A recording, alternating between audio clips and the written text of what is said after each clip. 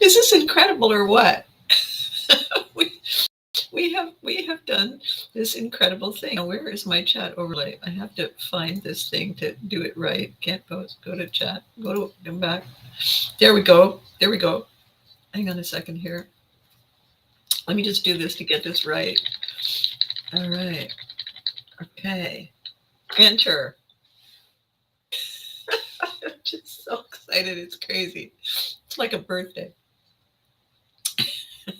I have to tell you, yesterday was an adventure. I'll tell you, it was an adventure. Give me 1 second here. Oh, that's a good idea.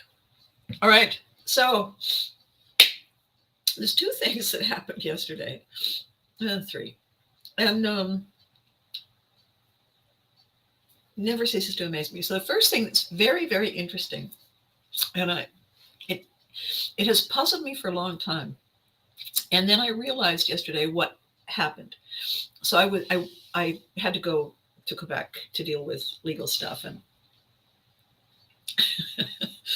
and while I was there, I thought, I'll just pop into the local grocery store. And good morning, Charles. Happy 200. So I popped into the local grocery store and I'm walking around. I have this list because, it's stuff you can buy where you are and stuff you can buy where you were, different stuff. And I had a few things that I wanted to get. And I'm standing in the seafood area of the store. And this man dressed in the uniform for the store comes running at me and he says, "I have a free gift for you."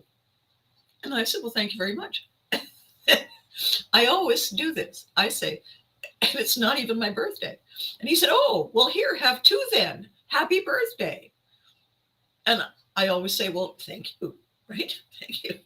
And then he walked away. And I thought, why is it that when I say, "and it's not even my birthday," people immediately think I have said, "and it is my birthday," because they keep saying, "Oh, well, here, happy birthday," and they give you a hug or they give you a second free thing. They're not listening. They're not tuned in.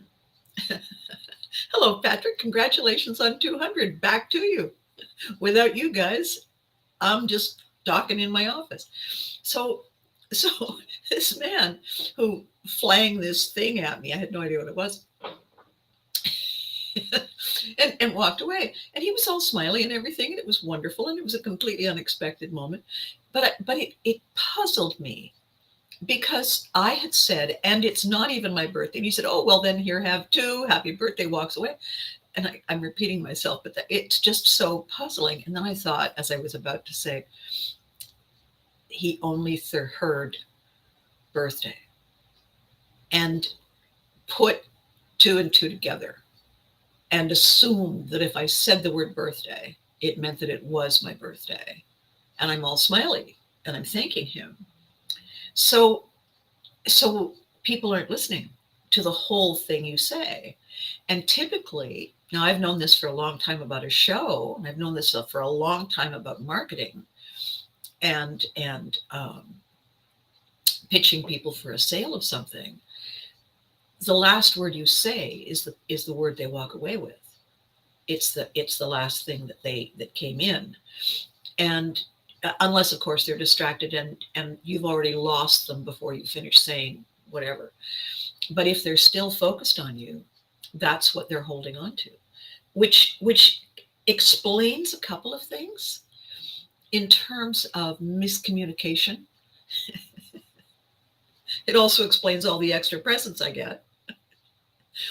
It's an interesting thing to know, though, because when somebody offers you something and you say, "Well, thank you very much," I just throw in, "and it's not even my birthday," meaning, from my end of things, what a lovely surprise, given that it just happens to be Wednesday, right?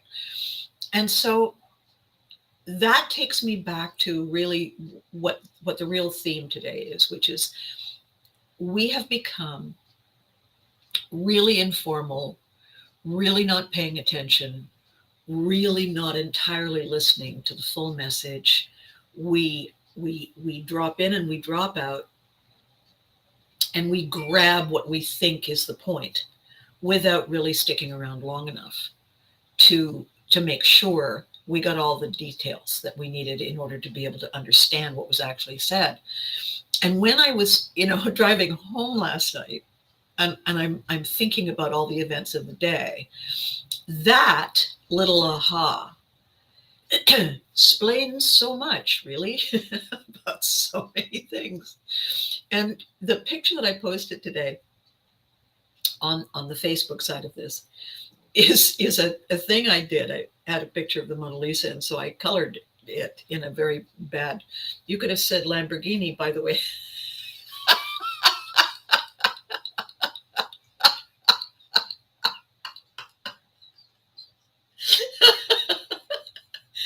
Alex, here's the thing, hun. If you're going to be my coach, you have to be at the game so that I can get these instructions during the play. The day after, could have said Lamborghini.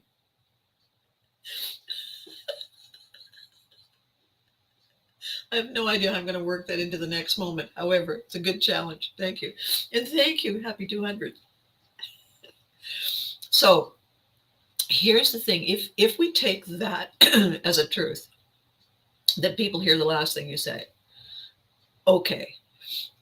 And if we also take as the truth that, or not truth, but let's say valid, we also take as valid the possibility that they're not really listening.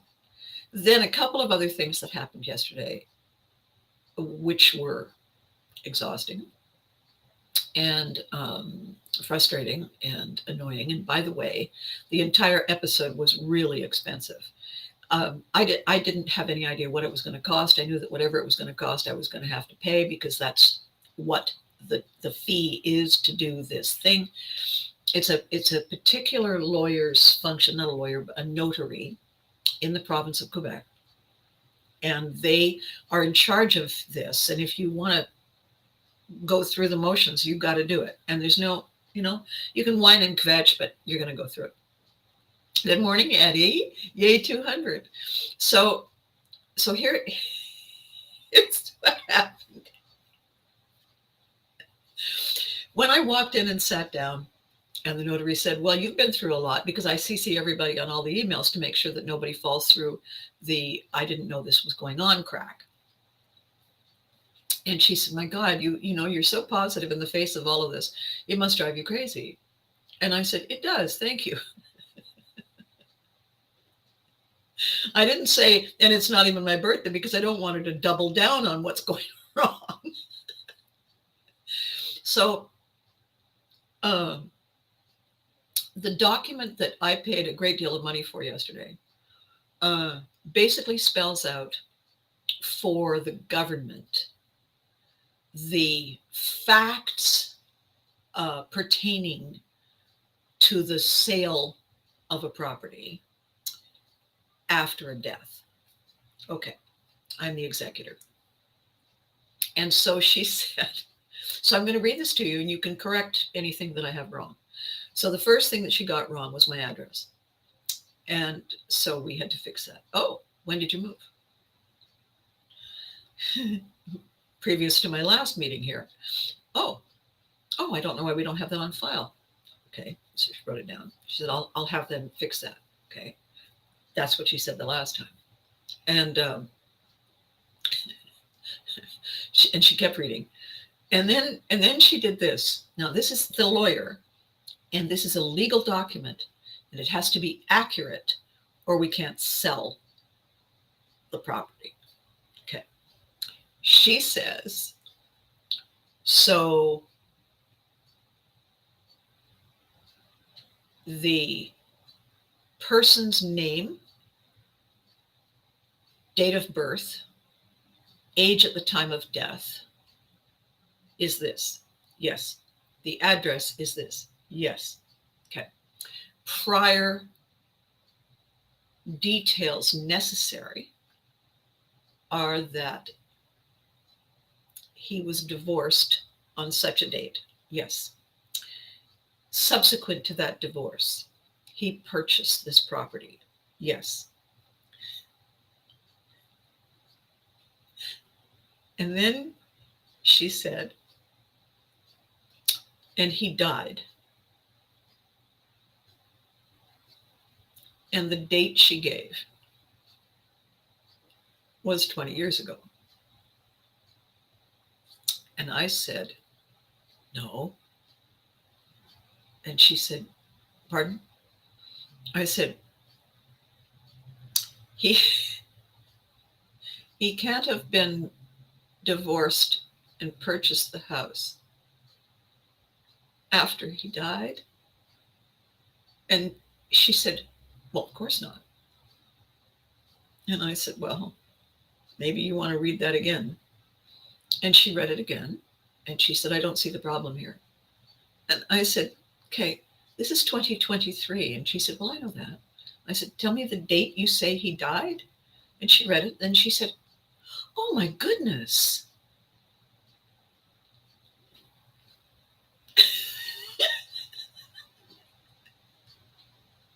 Oh my good. Well, we have to fix that. I'll tell you who this person is. This is the legal expert chosen by the government to make sure that these documents and these processes and procedures are done correctly.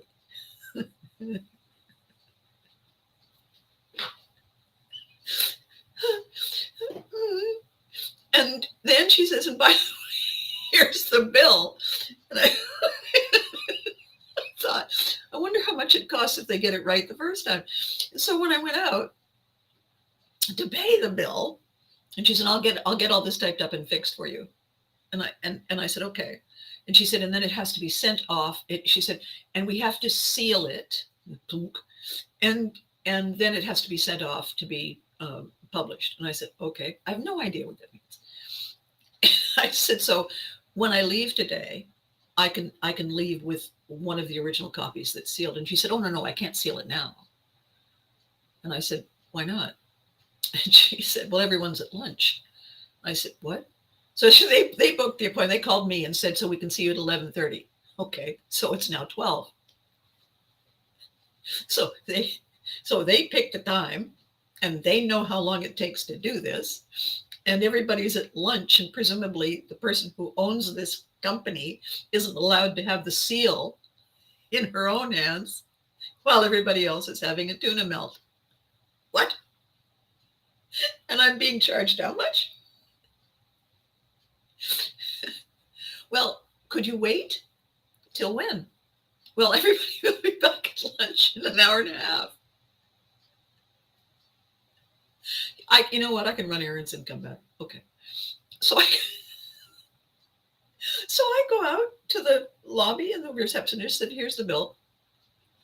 And I'm looking at the bill, and I said, okay, but it's the wrong date on it. You've already stamped it paid, and I haven't given you the check. And she said, oh, that doesn't matter. And I said, well, it does. I said, I'm the executor. I have to submit all these documents. You can't have paid on an invoice not dated today, and the check is dated today. That's not going to work.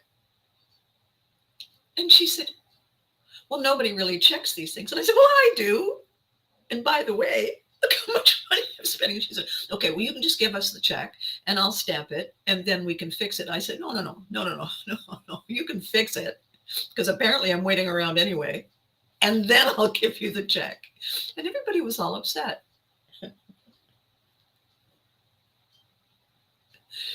So I went through the same thing. Yeah. It sounds like an episode of Benny Hill. Yes, Charles.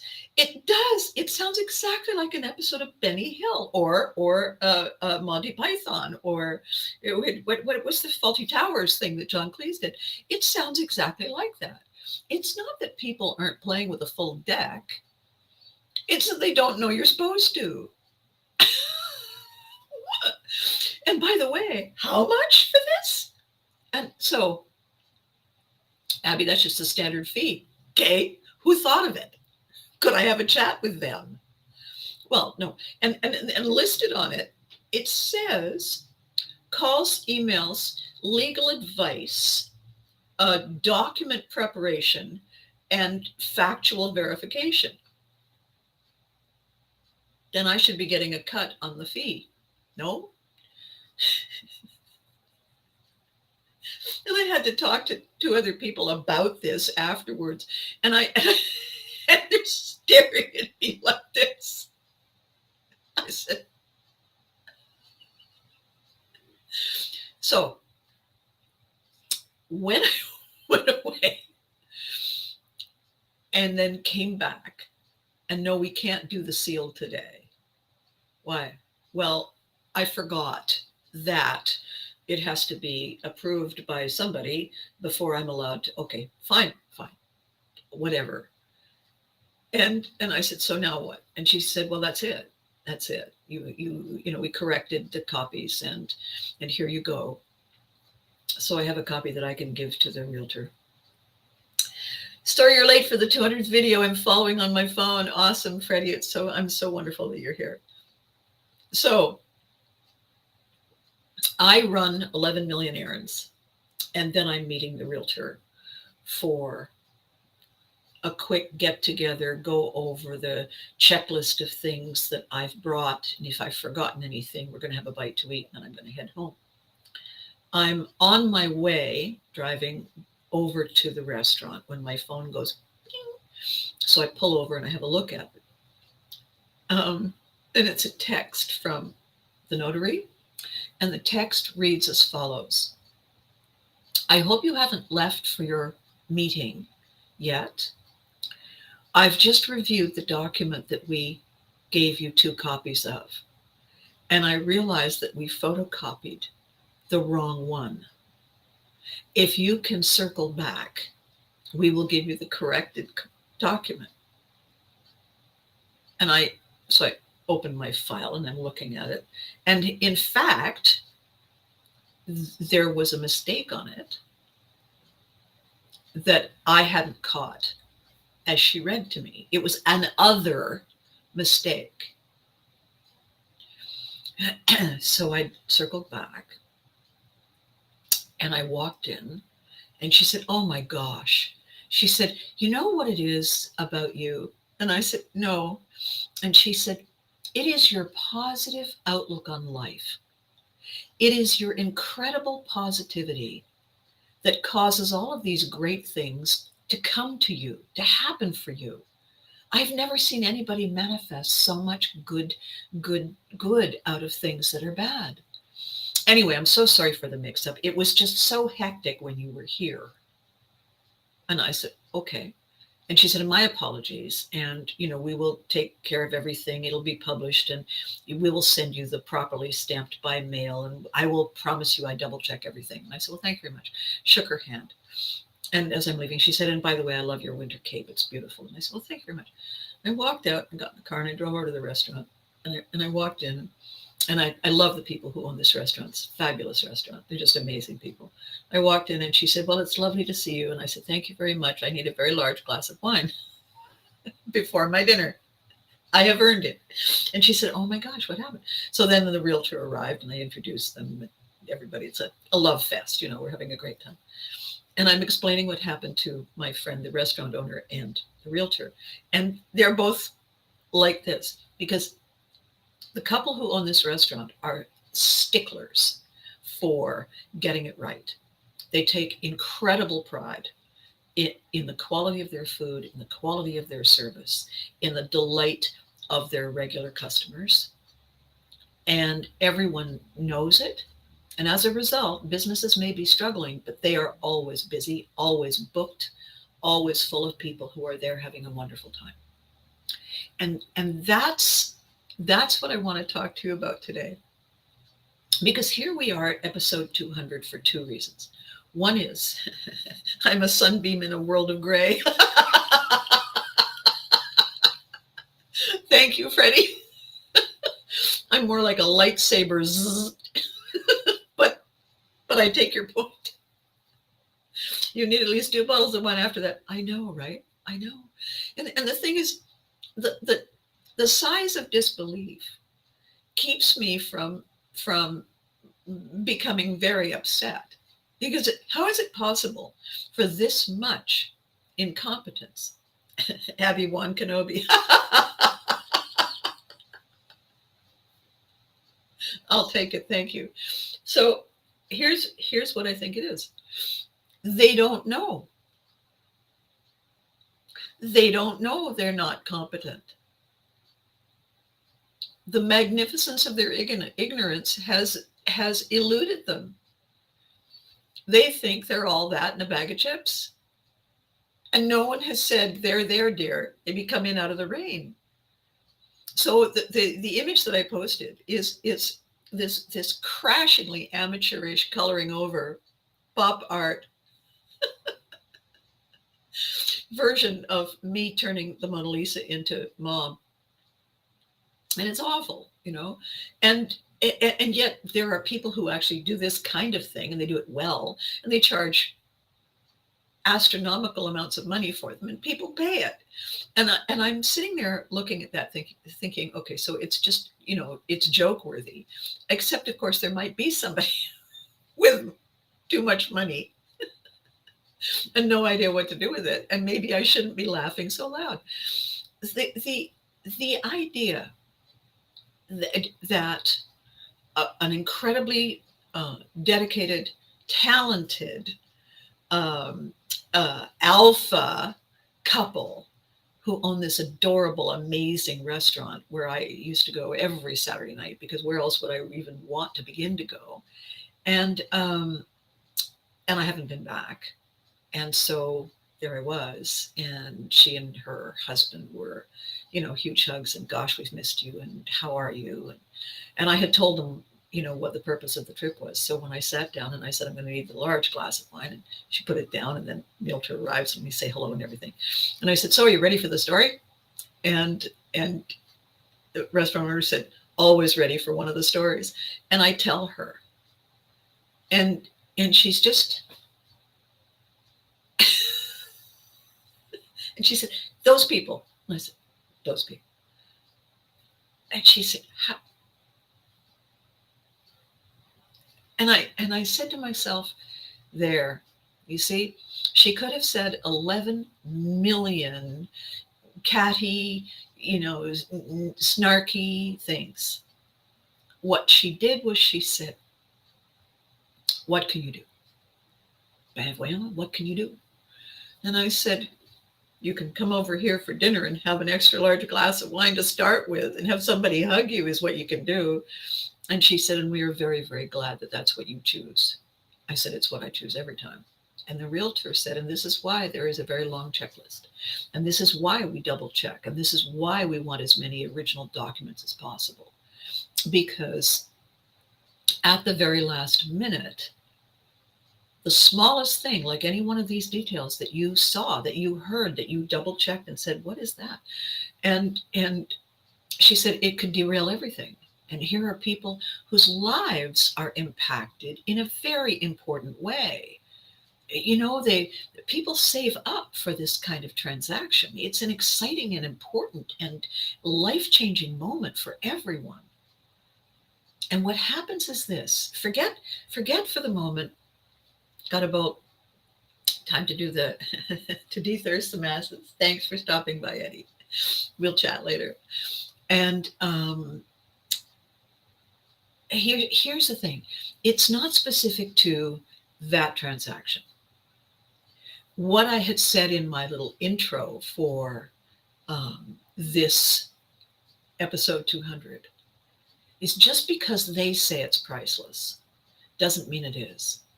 Just because they say they are expert doesn't mean they are by our standard.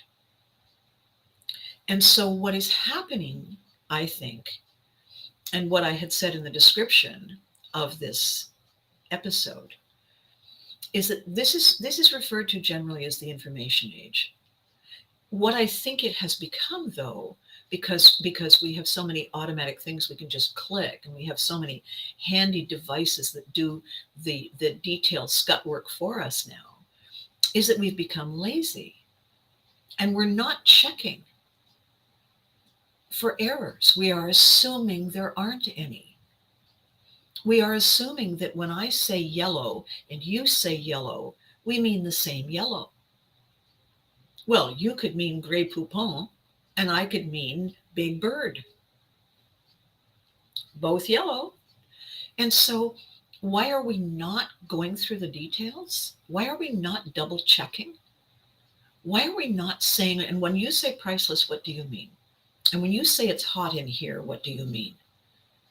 And when you say I might be a little late, do you mean a few minutes or a decade? Like, could we, let's get some common term understandings. And I think that that is part of what has gone wrong. I think that in addition to people feeling exhausted, confused, and overwhelmed for too many consecutive days, weeks, months, that they have just said, you know what, sweatpants are not that bad. And they're too overwhelmed to show up and bring their B game, let alone their A game. So when you do run into somebody who, out of the gate, every time, every day, by definition, they're walking in with their A game, and you come to expect that as normal. See, Patrick has just commented here what he's saying. Sorry for looking away. Like the lawyer who used ChatGPT for a case and went into court without proofreading. Hello. And what he's got is what, the first paragraph of Moby Dick instead. These things are important. Yes, they are important. Student waiting at the door. Give the student my regards. Alex, thanks for sitting in. It's wonderful to have you as part of the family. So if things are important, if we decide that they are important to us, then I think really we shouldn't presume that it is of equal importance to anyone else. If I say out of 10, I'm an 8, even though 10 is considered to be a number that people recognize, I shouldn't presume that the other person knows what 10 means. Because they could be thinking it's out of 100. And therefore, if I'm 8 out of 10, I'm in the lowest 10th percentile, right? So I think it's important because we all come from so many places now. 50 years ago, 100 years ago, you grew up with the same people. You all have the same set of rules. There was the same instruction sheet that everybody got. And the only mistakes that happened were people who couldn't figure out the instructions or forgot to read them, or don't care. Easy. But if you have all these people from all these different places with all these different assumptions and presumptions and definitions for things and versions of normal, okay, then it behooves us, I love that word, it behooves us to make sure that the essential things align. There's a plan. And by the way, align now rather than down the line when, oh gosh, now we have to go back to the beginning and do it all over again. So this firm, these people doing this essential job that the government has deemed, we cannot move forward without it, and we cannot move forward without you performing it. Okay, then. What happens to all of us if we're not trying hard, if we're not looking at the reason we're here, is that we forget that it matters. We forget to be excited as we were the first time, or the first week, or the first month. One of my errands yesterday was to stop by the UPS store. UPS, in addition to sending and retrieving packages and whatnot, they also have a mailbox function, and I had a mailbox. And I went in to see him to make sure everything was okay and to make sure there was nothing that had been left undone. And he was just happy to see me, and no, it was in fact, he just sent me a message and said, next time you're in town, I'd love to see you. And I stopped in and we had a great chat. And this is a guy who dots I's and crosses T's. This is a guy who calls when he says there's a package here and it's too big for the mailbox. And I want you to know that I've signed for it and it's safe. So just come on in when you can. And so I now have that service provided to me here to the new place I'm living, and I am equally grateful for it. Why? Because if I invested in what's in the package, it's important to me. It's also important to me that other people feel the same way. If the person who delivered it didn't drop it off the back end of the truck and then jump on it, didn't open it and steal the contents, respected their job and their function and the trust that's placed in them, and where it was received, signed for, and held, the same respect for that package continues on. That is what I'm looking forward to. That is when I'm in the store and I want something that's 10 fluid ounces, or I don't know what the equation is after fluid ounces to metric. When it says it on the package, when it says the stale date, when it says this is what this is, I want to believe them. I want them to be correct. And there are laws in place for that when it has to be 10 fluid ounces. There are laws in place for this is still good until. And if they don't comply and you open it and it has gone so far as to join the other side, or there's only 7 fluid ounces because either it leaked or somebody drank it, there has to be recourse for you. Otherwise, if there's no rules and there's nobody monitoring the track, then everything derails all over the place and you have a disaster. You have chaos. So we had some chaos for 3 years when nobody was prepared for a pandemic. And we are still feeling the ripple effects, and we're going to feel them for some time. Because I want to tell you the other thing that happened to me yesterday that made me say, oh my God, exactly. Wow. So I'm going to tell you that in a second. The first thing before I get there is this. Why would we assume that there will never be a disaster again? If we know basic history, we don't have to know all the details. But if we know that there was something called the Spanish flu, and if we know there was something called the Black Death, and we know there was something called the plague, and we know from our history books that when the first people came to North America, the people already living here got very sick because the people living here did not have any natural immunity to whatever it was that the new arrivals had. And so there was a period of a lot of sickness and dying. Okay. Do we know those things? Did we learn those things in school? Okay. And do we know that every year people who are inside a lot in the winter get colds because we pass them around to each other? If you can pass around a cold and you can pass around the flu, it's likely that other stuff that's contagious could also be passed around. And therefore, if something serious arrives from someplace else, it could cause something.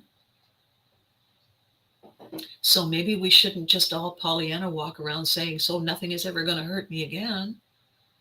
Not that we should also walk around saying, oh my God, I'm terrified. I can't leave my house. Something could hurt me. But there's a door number 3. There's always door number 3, which is, you know what? Be prepared. Channel your inner Girl Scout or Boy Scout and be prepared, for heaven's sake.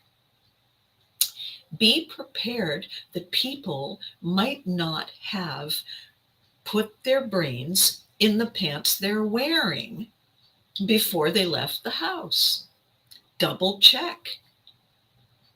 Whose fault is it if we don't double check and we discover later a big fat mistake? It's ours to own. We accepted it. Therefore, it's now ours. We didn't make it, but we made it our own. Can we yell at them? Sure, after the fact. Why do you do this? But they have every right to say, why didn't you catch it? You signed. Okay. So if we all, as Freddie says, A good job is worth doing well. Yeah, these people, though, you see, it is no longer a good job, and it's no longer I'm excited, and it's no longer my honor to be performing this function. This is just I have to get up and go here every day. Stamp, stamp, thing, there you go. It's not that they're phoning it in, it's that they think this is the same as before. And it's not. And people have to check. Those who don't learn from history are doomed to repeat it. Yes, hope for the best, prepare for the worst. And door number 3, check the mirrors and lean in and bring all that positivity with you. Because as this strange woman said, the reason all these things happen to you is because you're so positive. She didn't mean all that. She meant how wonderful she thought everything was. So I realized that she did not know that this is substandard. She didn't know. I realized that the people in the financial institutions that I've been dealing with aren't aware. They may have been aware at one time, but it's like relationships that go stale. You know, when you put on the white dress and the tuxedo and you walk down the aisle and all these people come and you promise to love and honor and fetch and moan till the end of time. Okay, you have to renew that. You don't have to renew the vow and go and try and fit into the dress and the tux again, but you have to renew it. You have to renew it on a daily basis. You have to wake up in the morning and you have to say, you know what? This is what I wanted. Let's make sure I bring my best game to it. That way, if I'm all in, then there's only 50% that has to be taken care of by somebody else. I'll bring it, they'll bring it.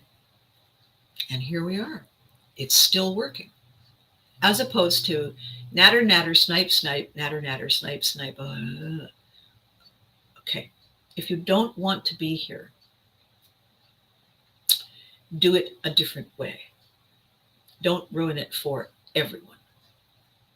Step up. Fix it. Figure it out. Is my thinking. Except, and this is the other aha from yesterday, and it deserves another sip of coffee. Excuse me. So a few years ago, I had the opportunity to work with a really great client. And the project was a book. And I have recently reconnected with this client to find out how everything is going. And hello, Annette. How wonderful to see you. And this client said, I think I'm ready to write another book. And I said, what a good idea. Let's discuss it. And in fact, it's a great idea. And I applauded. I said, brilliant, let's do it. And she said, so where do we start? And I said, well, have you been taking any notes? Have you been writing down any ideas? Oh yeah, I've got 1 million of them. Good. I would like you to send them to me so that I can have a look, and then I can figure out where your headspace is, and then we can make a plan. So yesterday, I got the email. So I was in between my meetings and my runnings around, and I went and had a bite to eat for lunch. And the email came, and I'm reading the notes. And I was staring at these notes. And I was completely confused, not by the quality of the writing, by the content itself. Because what I was reading was someone who had clearly forgotten what the first book was about. Completely forgotten. And the concerns and the issues that were presented when we first got together to discuss what that first book should be, and the decision was, oh my God, these insights, these ideas, I'm so excited, let's do this. And we worked on it. We worked on it for almost a year to get all the details of it right.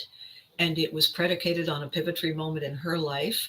And that pivotal moment was the outcome of a horrific accident.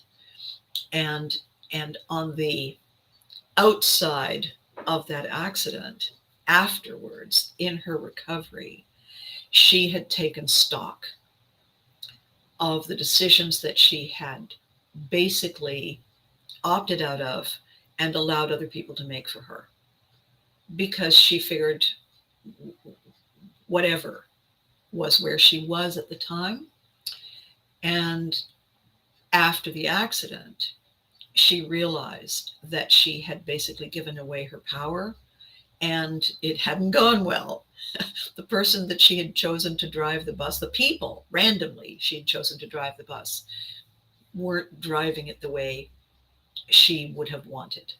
And that recognition, that aha, as she was going through recovery in the hospital, was the impetus to write this book about the dangers of doing that, the dangers of letting other people take control. So the notes I was reading that were dated, so they're right now notes,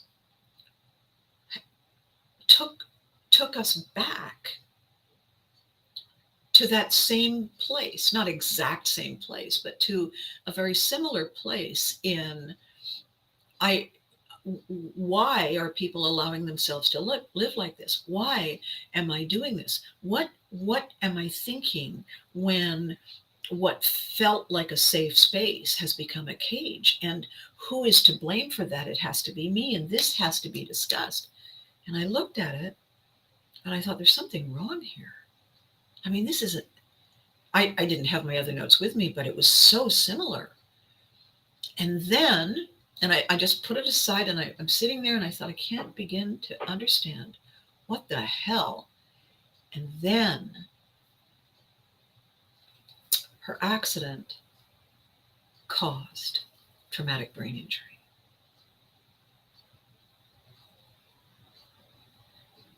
An outcome of that traumatic brain injury was post-traumatic stress. I'm fully aware of that. I was fully aware of that. What I had not put together was this little fact, that the number of people with traumatic brain injury and or traumatic stress of any kind have difficulty with their memories, have difficulty maintaining the knowledge on which to make the next decision. And I said to myself, well, this is the second book. This fact that this grown woman with a business, with a family, with a presence in the community, has not recognized, did not have that diagnosed, and has no idea. Not that she's on 51st dates or it's Groundhog Day, but it's close. And that could also explain the confusion with all the paperwork and all of the mistakes and all of the, oh my gosh, that's right. Yes, of course, we'll take care of that. More people have been impacted at a profoundly important level by something, and it has altered their ability to remember. It has, if it has gone undiagnosed, if it has gone unnoticed, if it has gone unremarked upon, then they don't realize they need to keep notes. They don't realize that has to become a new daily habit. Write it down. I have a friend who has fairly significant attention deficit, and she has a little thing that she's put up on the wall right beside the inside of the door to her apartment. And in it, she has a supply of Post-it notes. And when she has to do a thing tomorrow, when she has to do a thing when she's leaving the apartment, the minute she knows she has to do it in that moment, she goes to that thing, takes out a Post-it note, writes it down, puts it on the door, because then it's the last thing she sees before she leaves the apartment. Just like the last word they hear is the one they retain. If it says change tires, if it says get Kleenex, if it says out of milk, she doesn't just say, oh, I have to remember that. No, she takes the Post-it with her and she tapes it on the steering wheel of her car. She tapes it someplace where she can't leave the car without seeing it. Why? Because she knows. She knows, and she's been reminded a million times that she has difficulty remembering things. It doesn't make her an incomplete human being. It makes her someone who has to do a whole lot of different self-care than other people. Okay. And you know what? She says, I'm a grown-up. If I really want milk in my coffee, I gotta do the chore. I've got to do the thing I need to do to remind myself to do that. It's of no help to me that I forgot it all the way home and I remember it after I parked the car. So all of this, when I reached back out to the client, I said, okay, so I have a thing to tell you that sounds bad, but it isn't. It is actually a wake-up call. And I think it's genius. And I think if nothing else, you may very well be the canary in the coal mine. You may very well be the poster child for this. And it doesn't make you an expert on it in that you can teach anybody. It does make you the Paul Revere, riding like hell through the night, alarming people, waking them up, letting them know. If they don't choose to listen, okay. But I think this is a really cool, important, and exciting breakthrough. So when I started talking about this episode today, I said, what's your definition? What do you mean by priceless? What do you think great is? What I really wanted to talk about was, the uninformed, the uninterested, the disconnected, or the damaged. There's all kinds of reasons why people aren't stepping up. And when I got to that restaurant, and I said, what we're going to need here, what we had here was a failure to communicate. What we're going to need here now is the glass of wine. And then we talked about everything else under the sun. Because what would be the point of relitigating that entire series of Calamity Jane moments and ruining dinner? No purpose in it. No outcome worthy. What I do think we need to do for our own sanity and for the sanity of others is realize that we need to define our terms to make sure we are all on the same page. We need to remember that it's likely that if people aren't entirely listening, they will have heard the last thing we say. All right, then, make the last thing we say brilliant. And we may not be peeping. We may not be dealing with people who have learned how to refresh and keep the magic alive. So we have a choice.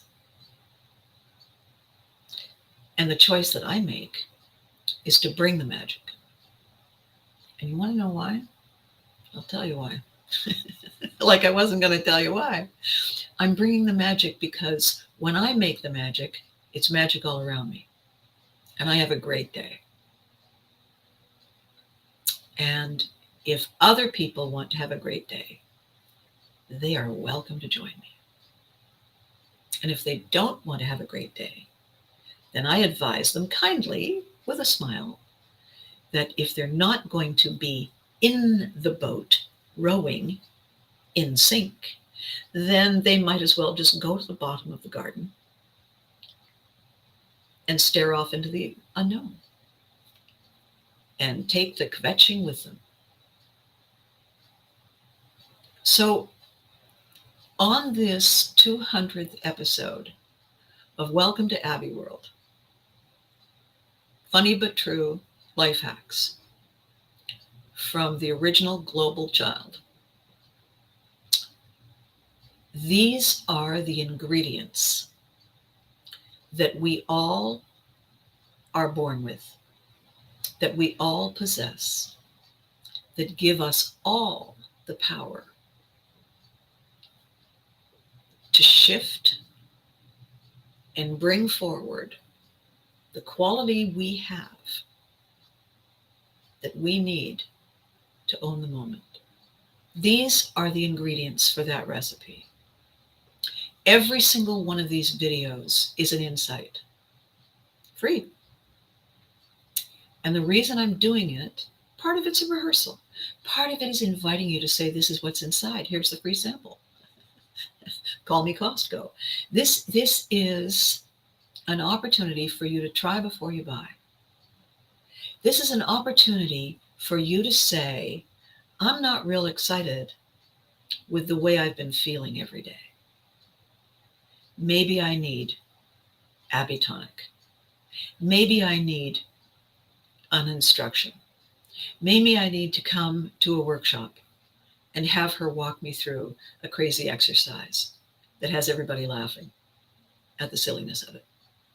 That, oh, by the way, has an important bottom line outcome. Maybe that's what I need. And maybe if I'm far away, I can't come to every event. Maybe I can come to some of them. Or maybe I can just attend virtually. Those are going to be your decisions when we launch Pivotry in Motion. But for now, it is, how do you like it so far? And every single day, who knows how many more videos will come? Oh my gosh, Freddie, as many as we can, as many as we can. Use the best of what you were given, Patrick. Maybe some couples go to a wedding and they are already married in their hearts and it's just a recognition ritual. Yes, yes. And some couples go to a wedding to get married and make promises that it will work in the future. I'm not sure, maybe. Patrick, that's very, very astute. And there are some couples who do this odd thing. And every time I hear it, I say the following. They say, this is the most important day of my life. Really? How do you know? This is the day I begin my happily ever after. And I say, after what? The reception? All of the language that is used about a wedding, all of the language that is used about the ceremony and the preparation and the people coming, all of it is not predicated on today, is the representation of every next day. All of it is predicated on, now that we're married, we look forward to tomorrow. We believe that tomorrow will be perfect. Really? So tomorrow is just a day. Days just are days. We are the ones who subjectively define what is perfect. And we are the ones who bring the magic and cast the spell and create perfect. And we must do it every moment. Because every moment is the only moment there is. It's not a forever never. It's a now. It's always a now. It's never not now. Ask your dog. Your dog is firmly rooted in now. And by the way, Biscuit. So, this was an amazing day. Yesterday, I feel like I went through a PhD course in 8 hours. I don't know.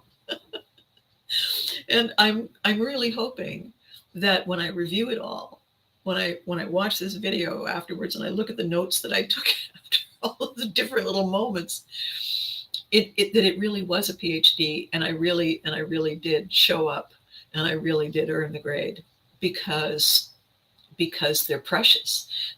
They may be conflicting, they may be exhausting, they may test every ounce you have. But oh my gosh, what incredible lessons! What incredible lessons to take away and then share with each other. And rather than laugh at them,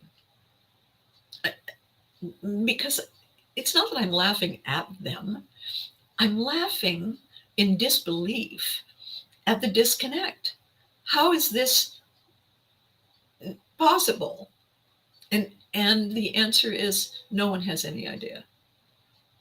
Or maybe the answer is we talked about it today. So I want to leave you with a great little thing. I'm going over to a community college this afternoon. I'm in Ottawa, and the community college is called Algonquin, and they have a media arts program. And I used to teach a couple of times over the decades in that program. And your qualifications are that you have to be in the media, and you have to succeed in the media, and people have to have paid you, and you have had to make a difference then, so that you can now teach what you know to the upcoming brilliant minds, right? So they want me to go over and talk to the students about the phenomenon called "You Can't Do That on Television."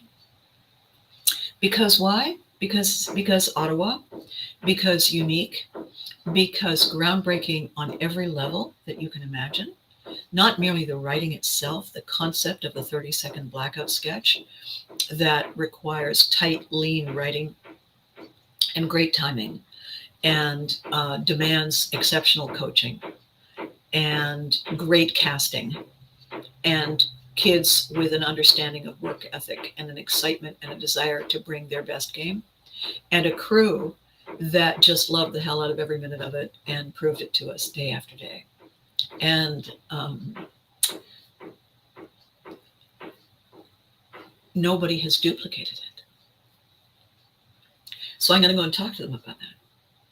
And the fact that who they are now and where we are now with technology is a whole new set of opportunities that have taken away a lot of the limiting factors that we all dealt with way back 140 years ago when we made that series.